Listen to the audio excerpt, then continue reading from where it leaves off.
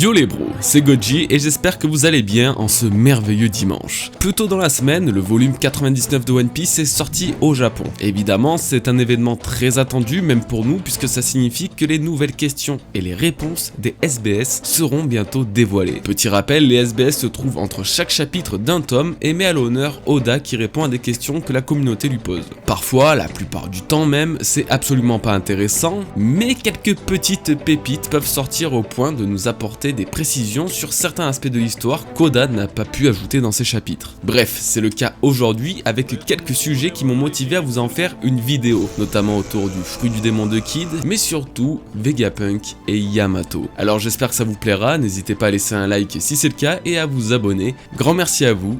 Et c'est parti. Le véritable nom du fruit du démon de Kid a enfin été dévoilé. Depuis 2008, au chapitre 504, Eustace Kid, aux côtés de Luffy et Law, utilise un pouvoir forcément lié à un fruit du démon, mais contrairement aux deux autres, aucune confirmation duquel il s'agit réellement. Alors 13 ans plus tard, Oda nous révèle qu'il s'agit bel et bien d'un paramécia lié au magnétisme et qu'il se nomme le Jiki no Mi. Ce n'est donc pas une très grande surprise, les pouvoirs de Kid étant quand même relativement explicites, mais c'est une très bonne chose de pouvoir enfin y donner un nom. Oda explique avoir simplement oublié de le mentionner. En tout cas, il lui permet de contrôler et manipuler le métal grâce au magnétisme. Dans très peu de temps, il en dévoilera un peu plus à son sujet, sans doute afin de répondre à plusieurs de nos questions. C'est surtout cette dernière partie finalement qui est intéressante puisqu'elle nous indique que Kid va avoir une assez grande mise en avant pour soit nous expliquer son pouvoir avec plus de détails, soit dévoiler de toutes nouvelles techniques dans le grand combat qu'il attend actuellement. C'est donc très intéressant, Kid faisant partie du Monster Trio des Supernovas comme j'aime les surnommer avec Law et Luffy. Sa puissance et la maîtrise de son fruit du démon ne doivent alors pas être très éloignées de celle de ses deux rivaux. Parlons maintenant de Vegapunk. Dans le SBS, un lecteur a demandé un peu plus de précision au sujet des smiles. En effet, il ne comprenait pas si c'était normal ou non que deux Zoan puissent se ressembler et à quel point les fruits du démon artificiels peuvent différer des naturels. Voici donc ce qu'Oda nous explique. Les smiles suivent un processus de création bien particulier. En effet, c'est sur Punk Hazard que le SAD est créé, un liquide qui mélange l'ADN de plusieurs types d'animaux. Ensuite, le SAD agit comme un engrais sur les arbres de l'usine de Smile se trouvant sous Dressrosa. Cela finit par donner des fruits aux motifs quelque peu particuliers, les Smiles. Les Smiles sont donc acheminés sur Wano Kuni, là où ils seront consommés par l'équipage Osambet. Seulement un fruit sur 10 parviendra à donner le pouvoir d'un animal Zoan, comme nous avons pu le voir avec les Gifters. Les Gifters sont donc les chanceux, si on peut les appeler ainsi, qui ont eu une chance sur 10 d'obtenir les pouvoirs qu'ils convoitaient. Les Pleasers sont les malchanceux n'ayant pas reçu de pouvoir en mangeant un fruit, mais qui se retrouvent condamnés à arborer un terrible sourire, et ce sans rien pouvoir y faire, comme la petite Otoko justement. Et les Waiters, eux qui sont totalement ordinaires, et comme leur nom l'indique, attendent patiemment l'opportunité de manger un smile et de savoir s'ils seront chanceux ou non. En d'autres termes, les smiles ne sont pas liés au véritable fruit du démon, ce qui explique pourquoi un Zoan normal et un Zoan artificiel peuvent être similaires, c'est comme si l'un n'était qu'une copie de l'autre. Oda continue en expliquant que c'est la raison pour laquelle les autres catégories de fruits du démon, Paramecia, Logia et Zoan mythique, ne peuvent être reproduits, tout simplement car l'ADN ne peut être extrait que d'un organisme vivant, tel une girafe dans le cas de Kaku et de Hamlet, le possesseur du Smile girafe. Normalement, j'ai plutôt bien résumé cette partie qui pouvait être un peu délicate à comprendre, mais c'est là que vient le gros de la révélation. En effet, toutes ces expériences scientifiques proviennent de Caesar Clown et représentent surtout ses limites en tant que scientifique. Il est à son prime, il ne peut pas aller plus loin. Là où Vegapunk, lui, est encore bien plus évolué. Oda le sous-entend clairement en disant que Vegapunk aurait dépassé la limite de César, et pourrait donc être capable de recréer des fruits du démon autres que les Zoan, à savoir des Paramecia, des Logia et bien évidemment des Zoan mythiques. Forcément, ça doit faire sens pour vous désormais, puisque oui, nous sommes témoins des compétences incroyables de Vegapunk en matière de clonage de fruits du démon, puisque le fruit du démon de Momonosuke provient de celui de Kaido lui-même. Mais ce que beaucoup oublient, c'est que Vegapunk a déjà cloné un fruit.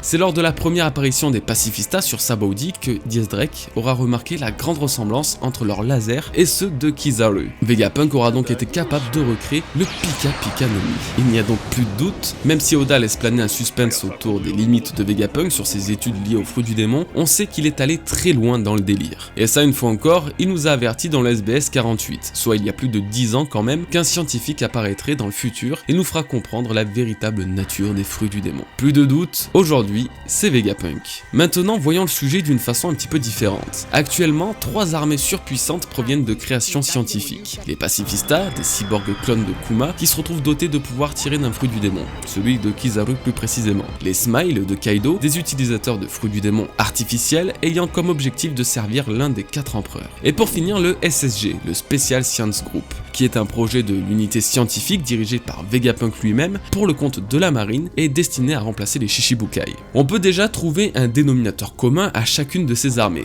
la science. Toutes ces armées viennent de la science, sont le produit de la science. Mais plus encore, chacune ont un lien avec l'expérimentation des fruits du démon et du clonage. Et si c'était un thème qui allait être réutilisé pour le SSG? Pour l'instant, il s'agit d'une armée, elle est liée aux scientifiques, il ne manque plus que les fruits du démon. Étant donné que l'intrigue tourne de plus en plus autour de ces derniers, j'imagine désormais parfaitement que la nouvelle puissance créée par Vegapunk soit un mélange de Logia, de Paramecia et même de Zoan mythique, quasiment parfait, offrant une puissance incroyable à la marine et au gouvernement. Une idée qui peut d'ailleurs parfaitement rejoindre ma première théorie sur le SSG. Dans celle-ci, j'expliquais que Vegapunk et les scientifiques auraient pu cloner des géants de la race des Oz pour servir de soldats. Les indices nous guidant sur cette direction étaient nombreux. Les très nombreuses expérimentations sur la gigantification par le gouvernement, les restes calcinés de monstres semblables aux Oz sur l'île de Punk Hazard, l'île des scientifiques du gouvernement, une fois encore, et surtout une représentation à l'identique des Oz en arrière-plan lorsque Law dévoilait les plans du gouvernement mondial dans la création de super soldats géants. Bref, la théorie est très sympa, alors je vous laisse là encore un lien pour que vous puissiez en profiter dans son intégralité. Du coup, la finalité à cette partie du SBS, et Koda indique très clairement que les connaissances de Vegapunk sur les fruits du démon sont bien au-delà de ce qu'on pensait et que ses travaux sur ce sujet sont encore bien plus développés qu'à l'époque.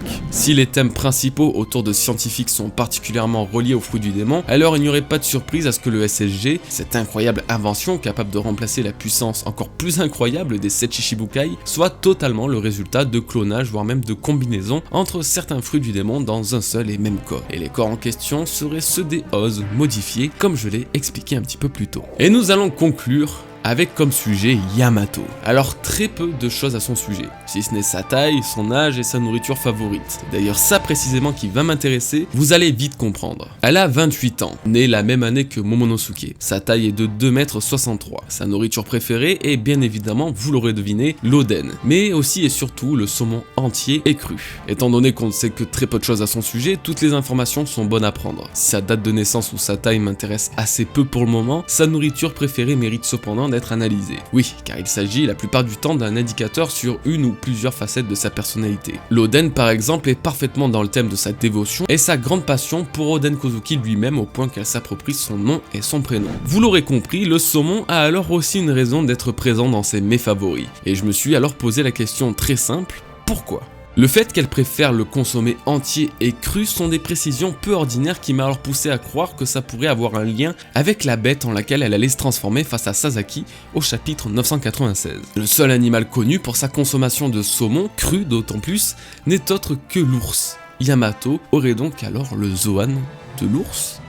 C'est la conclusion à laquelle je suis arrivé. Je ne suis pas vraiment convaincu ou fan de l'idée, car j'avais de base une idée bien différente sur le pouvoir de Yamato, mais le cheminement de ma pensée n'est pas si bête. En effet, depuis plusieurs mois, voire même années, je cherche à comprendre pourquoi Oda a décidé de réduire Kuma en esclavage pour les Tenryubito. Plus précisément, je cherche à savoir pourquoi nous avons ici la symbolique du dragon, les Tenryubito, qui asservissent l'ours, Kuma. Je me suis dit que ça avait peut-être un lien avec une mythologie, une histoire quelconque, malheureusement j'ai rien trouvé à ce sujet. C'était peut-être du coup pas une réflexion assez pertinente, je vous l'accorde, mais j'avais le sentiment qu'il y avait quand même un sous-entendu caché derrière cette histoire. Ironiquement, si Yamato possède vraiment le Zoan de l'ours, cette symbolique serait alors de retour.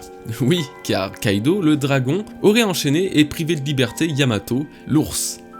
Avouez, il y a quand même un petit truc.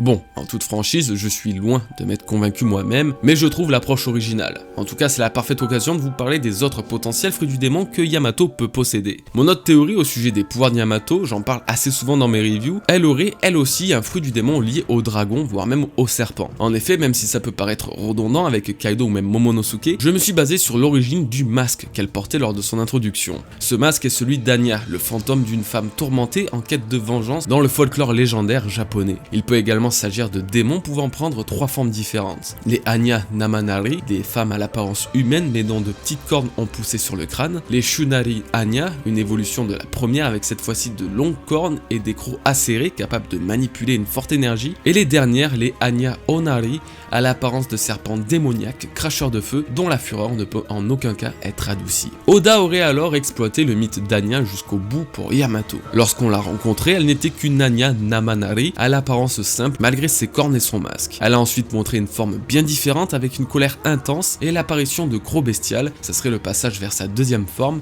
Shunari Anya. Et pour finir, prochainement, elle nous montrera l'étendue de sa puissance et la puissance de son fruit du démon en Anya Onari, avec son corps reptilien pouvant cracher du feu.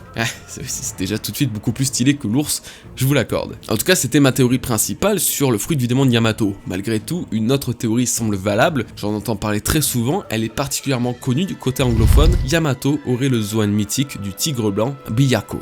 Sans réellement connaître tous les détails de cette théorie, c'est surtout la rivalité entre le dragon et le tigre, Kaido et Yamato, qui est mise en avant. Le tigre blanc est également l'un des 4 animaux divins du Japon, aux côtés du dragon azur, donc Kaido, l'oiseau vermillon, les Kozuki, et la tortue serpent noir, qui elle peut avoir plusieurs interprétations. Bon, du coup c'est pas ma théorie, donc elle m'intéresse pas autant, mais il est clair que le raisonnement est très bien ficelé. En tout cas, ça démontre surtout que plusieurs animaux peuvent scier au caractère de Yamato dans une quasi-perfection. Pour l'instant, Oda se fait très attendre et le véritable fruit du démon de Yamato reste encore un sujet de spéculation au sein de la communauté. Nous avons plus qu'à espérer avoir rapidement des réponses à toutes ces questions. Et bien voilà les bros, on a largement fait le tour de ce SBS 99 qui était ma foi plutôt simple mais très efficace. La prochaine fois nous marquerons un palier légendaire puisque ce sera celui du tome 100. Le 100e SBS va alors peut-être nous révéler quelques informations croustillantes que je ne manquerai pas de vous communiquer. Le plus simple est de me rejoindre sur les réseaux sociaux, notamment Twitter sur lequel je suis très actif, ainsi que sur notre serveur Discord et ses soirées relecture de scan tous les vendredis de sortie de chapitre. Voilà, alors désormais passez une très bonne journée les bros, une très bonne soirée, portez-vous bien et à vendredi pour la review du prochain chapitre de One Piece. Allez, peace!